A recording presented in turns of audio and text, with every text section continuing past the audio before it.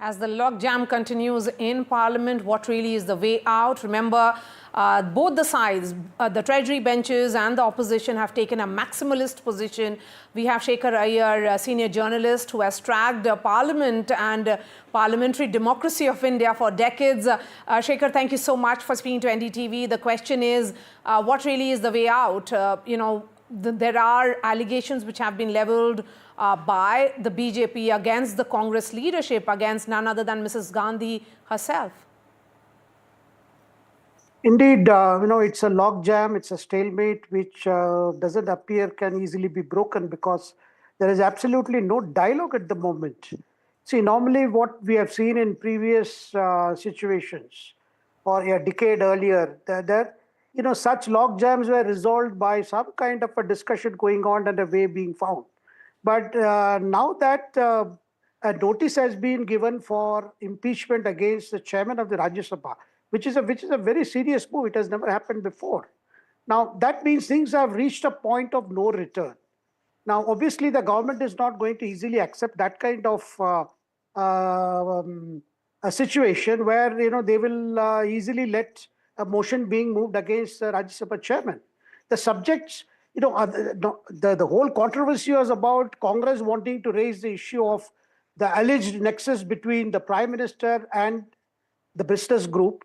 And on the other hand, the BJP has come out with a much more serious charge because this directly raises questions about the means adopted by the Congress party, its leadership in targeting the government. Now, both are serious.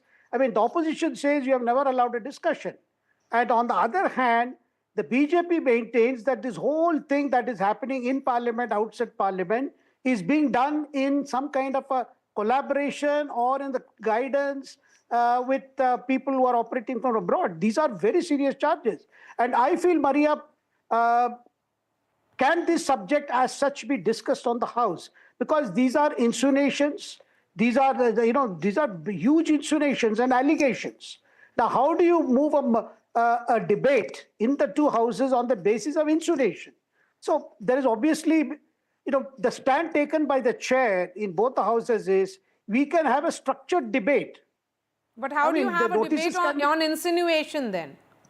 That's exactly the problem. You will have to word it in such a way that a motion, notice can be given, because the opposition has been insisting on both the houses that the House, go for an adjournment motion kind of thing. Adjournment motion, if is always seen as some kind of a censure of the government. The government obviously is not going to accept some kind of a censure. And also the drama that is going on outside. Yesterday you saw people wearing masks of the Prime Minister and enacting a drama, and Rahul Gandhi interviewing two people wearing masks. Now, so there is a lot of theatrics that is coming to foreplay. The message seems to be to address the people at large, but the Congress leadership hasn't realized that it's a solo operation. The other opposition parties are not willing to join in targeting of a particular industrialist or a particular industrialist group.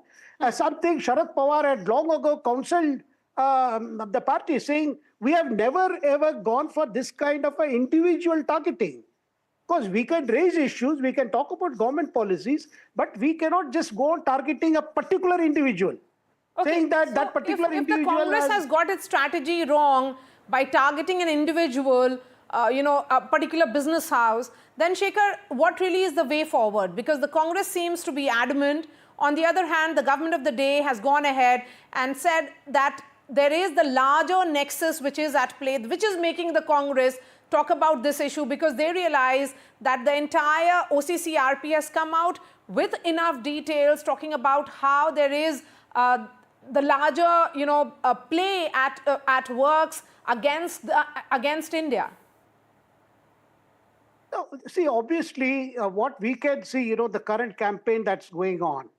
See, business houses do face international competition and international rivalries, and they have rivals and enemies. This is not something new. But why should a political party like the Congress get sucked into this game? That's the question that the government is asking. Because I think an erroneous approach, particularly of Rahul Gandhi, I must say, because this is not shared by all the Congress leaders. And none of the allies are willing to completely jeopardize the functioning of the parliament solely on the basis of one particular issue which they want to be discussed in a particular way. So I think, and also, this issue was taken up during the elections, the recent Maharashtra election, as well as Haryana elections. But these doesn't seem to, resonate with the voters, with the electorate. They don't seem to understand what is this obsession of the Congress leadership when even the other opposition parties do not seem to be joining them on this. I think it is for the Congress party to realize, they have taken it to a point where they don't have the cooperation of other opposition parties. There doesn't seem to be resonation on the ground. And the government is sticking to its stand. And after all, a parliament, for it to function, you see, the golden rule, Maria, we have always seen is, the opposition has its say and the government has its way in terms of legislative work. But we are seeing a new situation where nobody wants to compromise, nobody wants to see the parliament works. And unfortunately, the leading opposition party feels that it is just stuck on one issue. And doesn't have the support of other opposition parties also. Okay. Now they want to escalate it by questioning the role of the chair. I mean, this is even more serious. All right, Shekhar Iyer, thank you so much for sharing your views on this ongoing pandemonium which is continuing in Parliament, leading to almost like a total and complete washout of the winter session. With that, it's back to you, Gargi. A lot of interesting debates lined up, perhaps for the weekend, but at the moment what appears is that none of the two sides, be it the Treasury benches or the opposition, is ready to back down.